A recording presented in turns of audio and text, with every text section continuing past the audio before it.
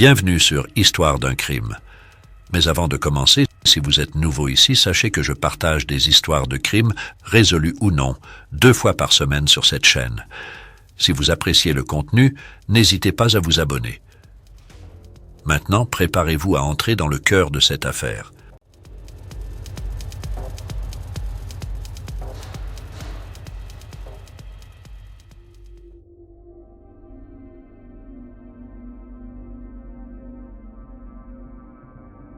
Aujourd'hui, nous allons plonger dans les événements tragiques qui se sont déroulés à Sandusky, Ohio, en 2012.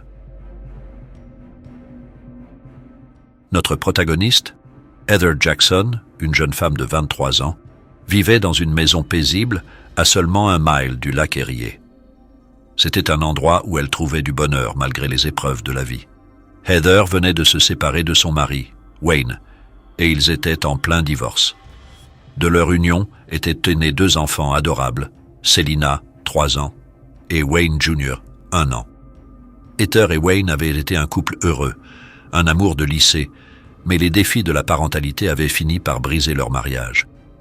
Malgré la douleur de la séparation, Heather s'efforçait de rendre ses enfants heureux.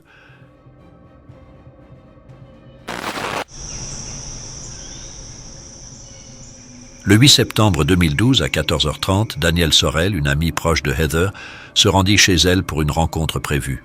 À sa grande surprise, personne ne répondit à la porte. Danielle fit le tour de la maison, vérifiant toutes les portes, mais elles étaient toutes verrouillées. Inquiète, elle appela la mère de Heather, Jody, qui n'avait pas non plus réussi à joindre sa fille ce jour-là. Danielle contacta tous les amis de Heather, mais personne ne savait où elle pouvait être. En remarquant la tétine de Selina sur le porche, Danielle devint encore plus inquiète. Elle savait que Heather ne quitterait jamais la maison sans cette tétine.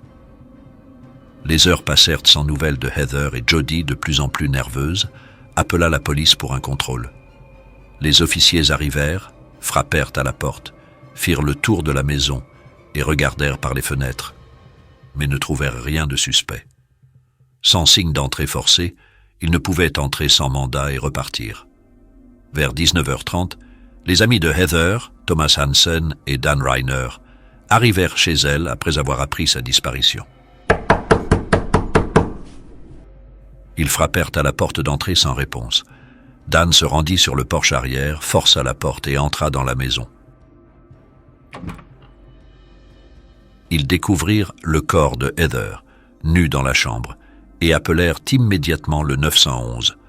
Le sergent Eric Graybill, un officier de police de Sandusky, répondit à l'appel et entra dans la maison. Il trouva le corps de Heather coincé entre le sommier et le matelas, avec une ligature autour du cou. La télévision était toujours allumée, mais les enfants étaient introuvables, leur chambre vide. En inspectant la maison, les officiers remarquèrent une porte menant à un placard utilitaire, le seul endroit qu'ils n'avaient pas encore vérifié. Lorsque le sergent Eric Graybill ouvrit la porte du placard utilitaire, il découvrit des boîtes empilées avec quelques objets. Derrière ces boîtes, il trouva les corps sans vie des enfants de Heather. La police boucla immédiatement la scène du crime, choquée par l'horreur de la découverte. Jamais auparavant les policiers locaux n'avaient été confrontés à une telle atrocité. Ils ne pouvaient comprendre comment quelqu'un pouvait être aussi malveillant pour prendre la vie d'enfants sans défense. La famille et les amis de Heather furent encore plus dévastés après les résultats de l'examen médico-légal. Voici un résumé des conclusions du docteur Diana Scala Barnett, médecin légiste adjoint du comté de Lucas. Heather Jackson est morte par strangulation avec une ligature. Le docteur Scala Barnett a noté que le rectum de Heather était anormalement ouvert après la mort, suggérant qu'un objet avait probablement été introduit pour le maintenir ouvert à ce moment-là ou juste avant sa mort. Wayne Jackson et Selina Jackson sont également morts par strangulation avec une ligature. Selina présentait une dilatation rectale similaire à celle de sa mère, indiquant qu'un objet se trouvait dans son rectum au moment de sa mort ou aux alentours de cette date. Julie Cox, médecin légiste au bureau des enquêtes criminelles, a trouvé du liquide séminal sur les écouvillons anaux prélevés sur Selina Jackson. Elle a également remarqué une tache sur les sous-vêtements de Selina qui, après analyse, contenaient des spermatozoïdes. La police était déterminée à trouver le monstre responsable de ces crimes horribles le plus rapidement possible.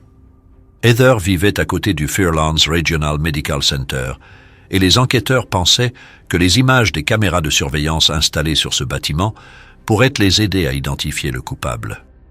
En visionnant les images, ils ont vu une voiture arriver chez Heather à 22h57. Cependant, la caméra étant située loin de la maison et la nuit étant tombée, il était difficile de distinguer des détails précis.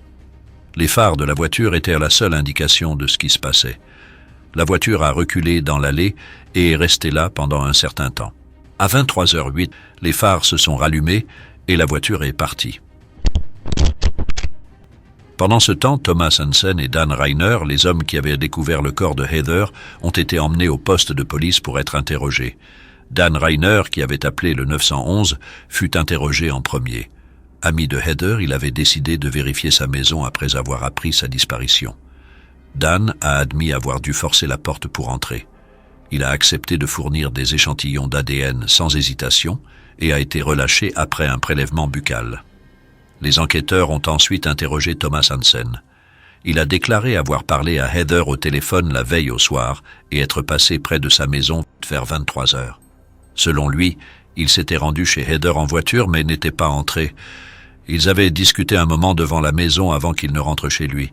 Ainsi, les enquêteurs ont découvert que la voiture vue sur les images de vidéosurveillance appartenait à Thomas Hansen. Il a également mentionné qu'il n'était pas entré dans la maison de Heather cette nuit-là, car elle n'était pas seule. Un homme, connu sous le nom de Josh, était avec elle. Thomas a confirmé la version de Dan Reiner. Lorsqu'il a appris la disparition de Heather, il est allé chez elle pour comprendre ce qui s'était passé. Après avoir fourni un échantillon d'ADN, il a été relâché. La police a alors concentré son attention sur Josh, l'homme qui était chez Heather la nuit de sa mort. Rapidement localisé, Josh a été emmené au poste de police pour être interrogé. Il a admis connaître Heather depuis plusieurs années et ne pas nier avoir été chez elle cette nuit-là. Il regardait à la télévision pendant que les enfants dormaient. Josh a également mentionné être allé au magasin pour acheter le petit déjeuner pour les enfants et être revenu avant qu'un ami ne vienne le chercher vers 1h du matin. Il a admis avoir eu des relations intimes consensuelles avec Heather. Les enquêteurs se rendirent au magasin où Josh avait affirmé avoir acheté le petit déjeuner pour les enfants et visionnèrent les images de vidéosurveillance. Il s'avéra que Josh disait la vérité. Il était bien entré dans le magasin à 23h20. Son témoignage fut confirmé, mais cela n'excluait pas la possibilité qu'il soit responsable du crime, car il était la dernière personne connue à avoir été en contact avec Heather, ce qui en faisait le principal suspect. Josh fournit également un échantillon de son ADN. Les résultats de laboratoire montrèrent que Thomas et Dan n'avaient rien à voir avec ce qui était arrivé à Heather et à ses enfants, car leur ADN ne correspondait pas à celui trouvé sur les corps. Quant à l'ADN de Josh, il correspondait à celui trouvé sur le corps de Heather Jackson, mais pas à celui prélevé sur les corps des enfants. Cela signifiait qu'il y avait un autre homme dans la maison cette nuit-là. Josh avait admis avoir eu une relation intime avec Heather, ce qui expliquait la présence de son ADN sur son corps. La police devait maintenant chercher une autre personne dont l'ADN correspondrait à celui trouvé sur les corps des enfants. Les enquêteurs exclurent rapidement le mari de Heather, Wayne, de la liste des suspects, car il vivait dans un autre état. Ils espéraient trouver des réponses dans les relevés téléphoniques de Heather. Lorsqu'ils reçurent le rapport, ils virent que Heather était très active sur son téléphone, y compris la nuit de sa mort. La dernière conversation qu'elle eut au téléphone eut lieu à 3h12 et dura 30 secondes. La police devait maintenant découvrir à qui appartenait ce numéro de téléphone. 36 heures après la mort de Heather, la police obtint une autre vidéo de télésurveillance. En l'analysant, les enquêteurs virent une voiture blanche arriver chez elle vers 3 heures. Cela coïncidait avec le moment où Heather avait cessé d'utiliser son téléphone, et peut-être que ce n'était pas une simple coïncidence. Les officiers virent également que cette voiture blanche partit environ 1 heure plus tard. Heather, Selina et Wayne étaient probablement déjà morts à ce moment-là. La qualité des images ne permettait pas de voir les plaques d'immatriculation de la voiture, mais ils purent déterminer qu'il s'agissait d'une Cadillac.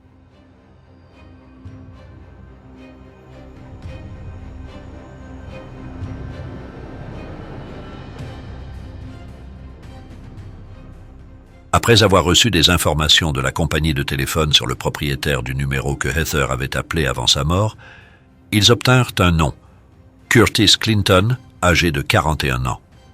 C'était avec lui que Heather avait eu cette conversation téléphonique de 30 secondes à 3h12. Une vérification des antécédents de Curtis Clinton révéla des informations troublantes. Selon la police, Curtis Clinton avait été libéré de prison en février après avoir purgé 13 ans pour 2 chefs d'accusation d'agression criminelle et d'homicide involontaire.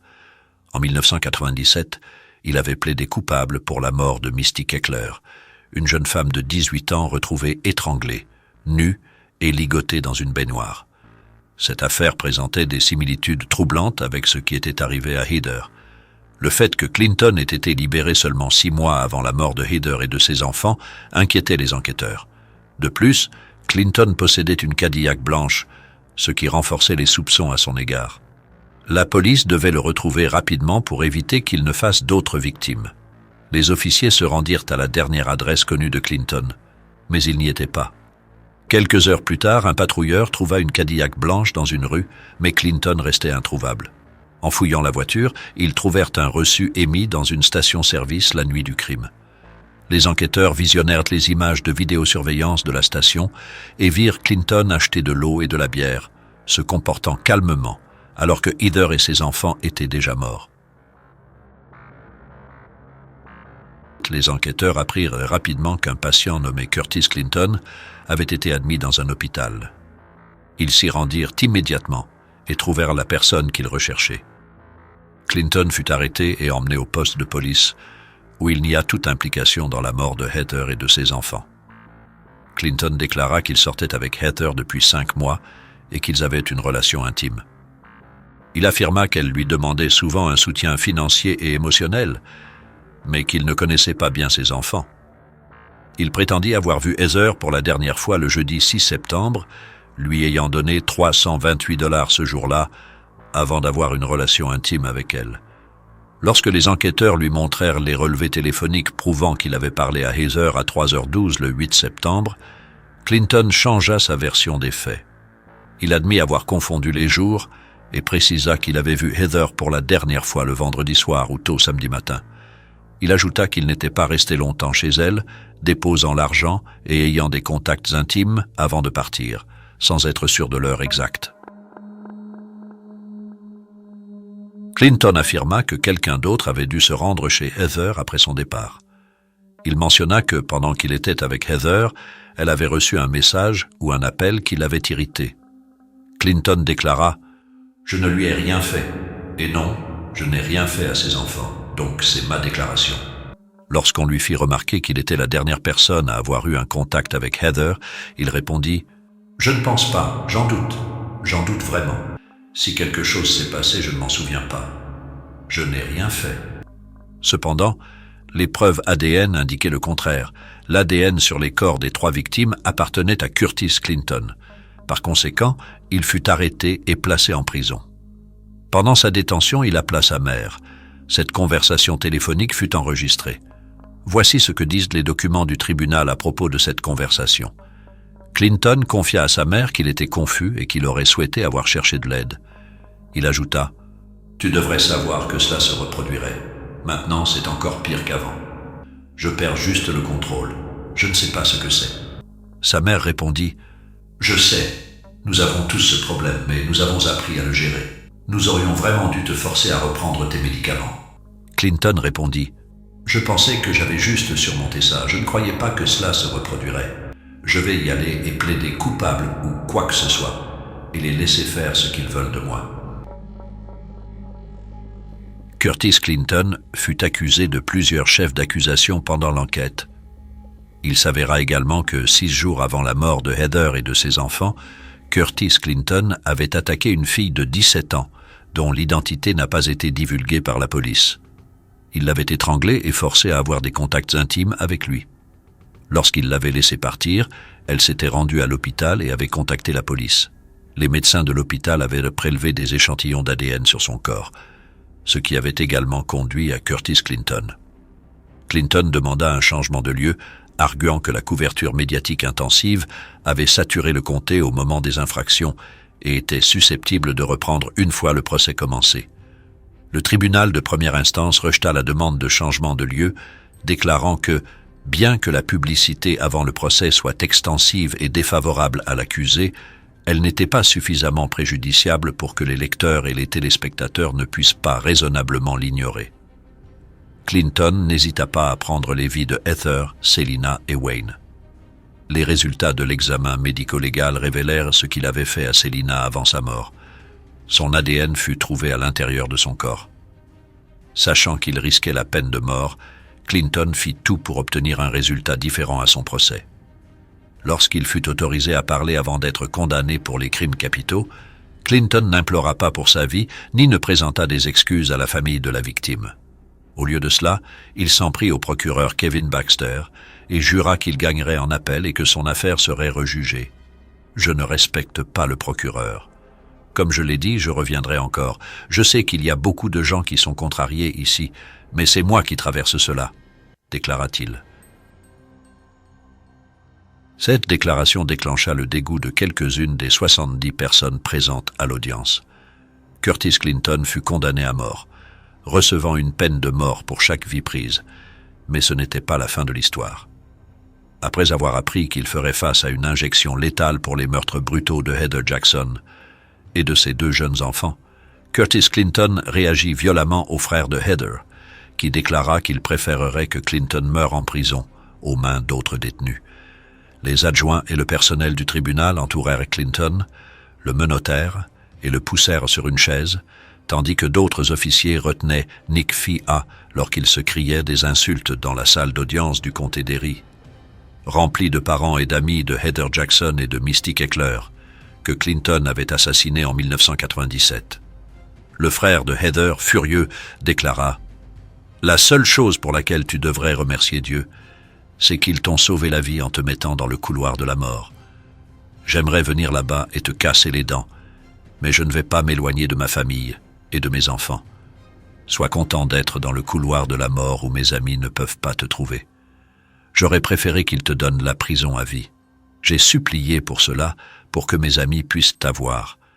Si j'obtiens ce que je veux, ils le feront toujours. » En acceptant la recommandation du jury pour la peine de mort, le juge Tone déclara que les circonstances aggravantes des crimes l'emportaient sur tout facteur atténuant. Il condamna également Clinton à une peine de prison à vie supplémentaire sans possibilité de libération conditionnelle pour ce qu'il avait fait à Selina, 3 ans, avant de l'étrangler. De plus, Clinton reçut 10 ans de prison supplémentaire pour avoir agressé une fille de 17 ans 6 jours avant la mort de Heather et de ses enfants. En septembre 2018, l'exécution de Curtis Clinton fut reportée. La Cour suprême de l'Ohio accorda la motion de Clinton pour suspendre son exécution, prévue pour le 15 septembre 2021, jusqu'à l'épuisement de toutes les procédures post-condamnation de l'État, y compris les appels. Aujourd'hui, Curtis Clinton est toujours dans le couloir de la mort. Sa sentence a été confirmée, mais il ne sera pas exécuté dans un avenir proche. L'Ohio compte plus de 100 détenus en attente d'exécution, mais le gouverneur Mike DeWine doute que l'un d'entre eux soit mis à mort au cours des 3 dernières années de son mandat. La dernière exécution en Ohio a eu lieu le 18 juillet 2018. Depuis lors, l'Ohio a instauré un moratoire non officiel sur les exécutions. Le gouverneur expliqua que l'injection létale est la seule méthode de peine capitale approuvée par la loi de l'Ohio. Les entreprises pharmaceutiques ont averti l'État de ne pas utiliser leurs produits pour les exécutions, sous peine de riposte affectant le département de la santé et d'autres départements. DeWine déclara « Je ne m'attends pas à des exécutions avant de quitter mes fonctions. La seule façon de reprendre les exécutions serait de changer la loi de l'État pour permettre des exécutions par d'autres moyens que l'injection létale. Cependant, la législature n'a pris aucune mesure en ce sens et je ne vois aucun signe indiquant qu'ils vont le faire. » Les crimes de Curtis Clinton resteront gravés dans la mémoire collective comme des actes d'une monstruosité inouïe. La brutalité avec laquelle il a pris les vies de Heather Jackson et de ses 2 jeunes enfants, Selina et Wayne, dépasse l'entendement. Ces actes de violence gratuite et de cruauté démontrent une absence totale d'humanité et de remords. Heather, une jeune mère courageuse, et ses enfants innocents ont été arrachés à la vie de la manière la plus horrible qui soit. Curtis Clinton, désormais dans le couloir de la mort, incarne la face sombre de l'humanité. Mes chers amis, nous voici arrivés à la fin de notre récit. J'aimerais connaître vos pensées sur cette affaire. N'hésitez pas de partager votre avis en commentaire. Et pour d'autres histoires captivantes de crimes réels, n'oubliez pas d'aimer, de partager et de vous abonner à la chaîne. Merci.